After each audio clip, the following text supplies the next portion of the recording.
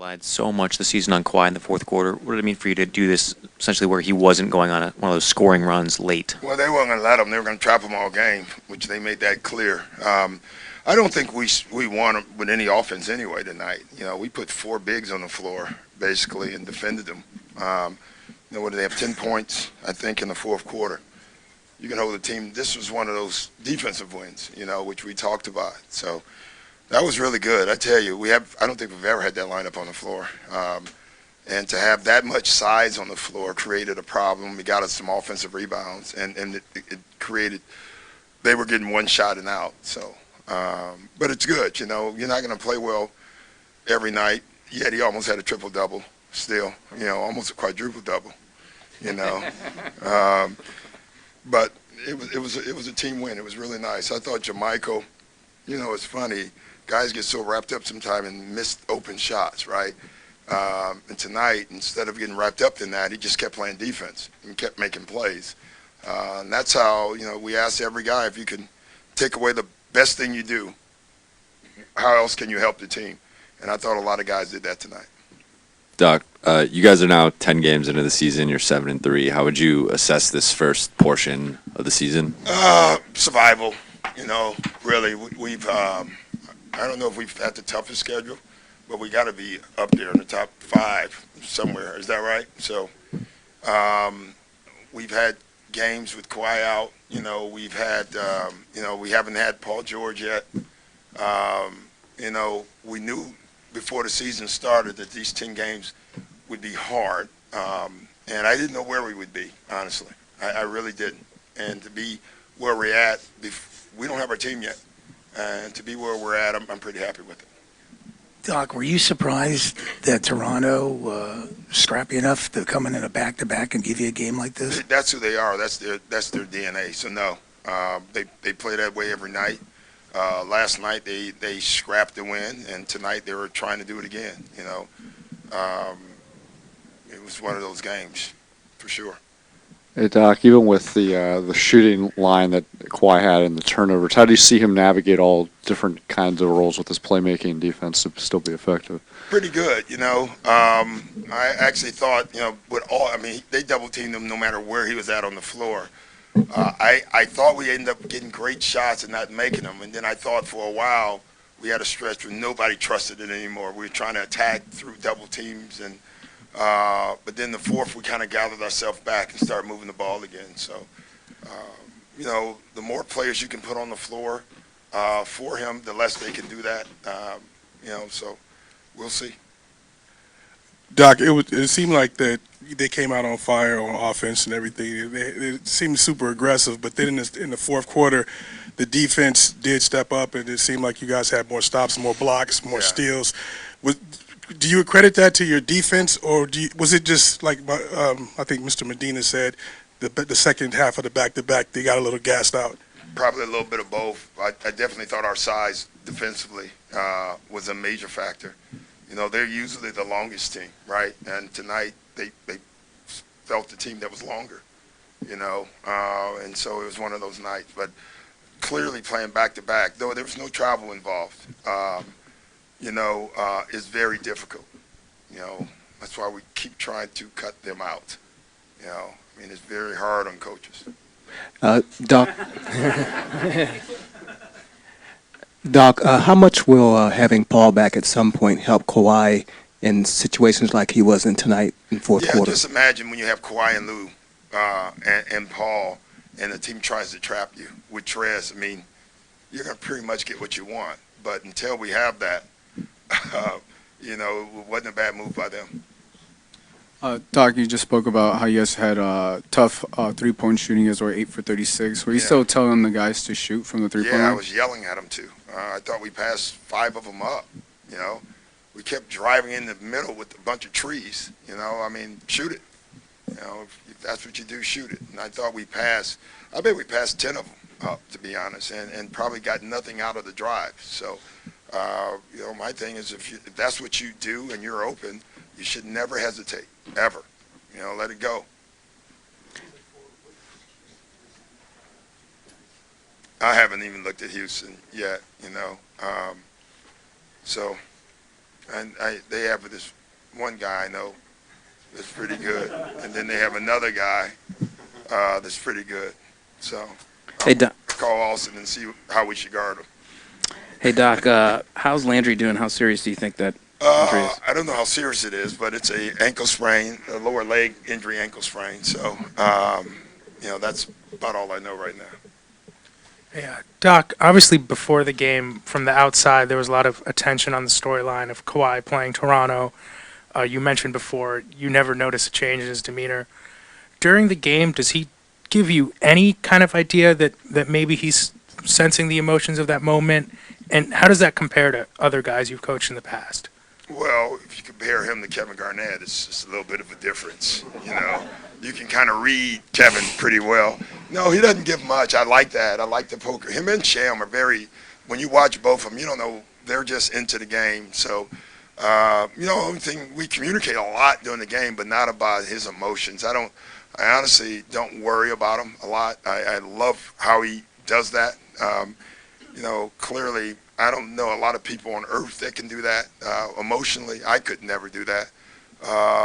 It's impressive that he can play under double teams, under big games, under whatever the situation is, and just he keeps himself into the game somehow.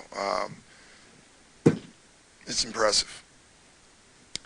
Doc, usually to start the season, you start Kawhi, you take him out with about 4.5 minutes or 5 minutes to go, and then he doesn't come back till the second quarter.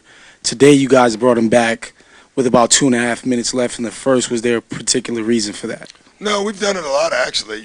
We've played him in 3 shifts in the first half, and we try to do 3 in the second. The only reason we did it in the second half is because that one group had it going for a while, so we let him rest. Right now you're looking at the score and time in the second half. If we're playing well, I can sit him longer.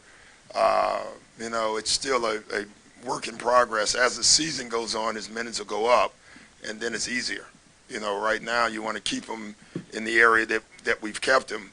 It's a little tougher. Coach, can you speak to what Mo Harkless gave you guys in that fourth quarter? He was awesome all game. I mean, it's amazing. I think he's guarded every position. Like, he guarded the point guard for the most part the entire second half in Van Fleet, and did a hell of a job. I'm still learning these guys. Like, I don't know literally who can guard who yet.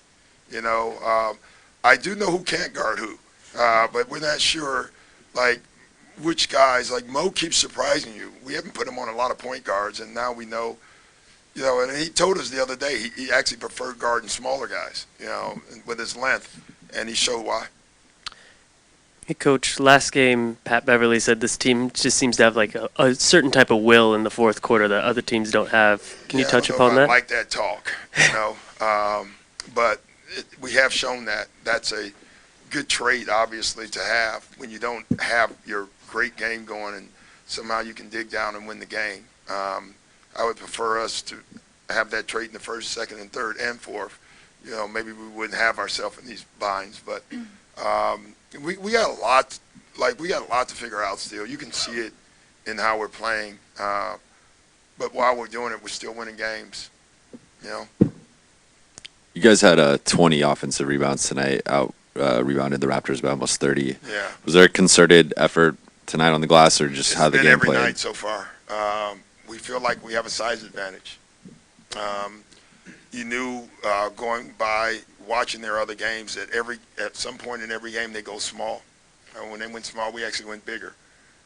We just felt like we can't make a shot, so let's see if we can get our misses. That's how the game turned out for us. I wanted to bring up Zubac and how you felt about his performance tonight. First stint, didn't love it. After that, he played terrific. He's just getting better, but he's been great all year. He really has. I'm so proud of him. You really are. You ask a young player, I think we forget how young he is, to do certain things over the summer, come back with a different mindset and he did it. I mean, it's really cool for me as a coach to see what he's doing.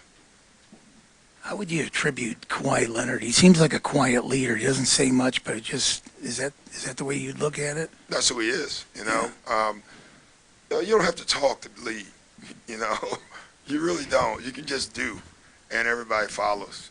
But he does talk. He talks to his teammates. And he'll. Once his press conference is over, he's going to talk to you guys in about an hour and a half.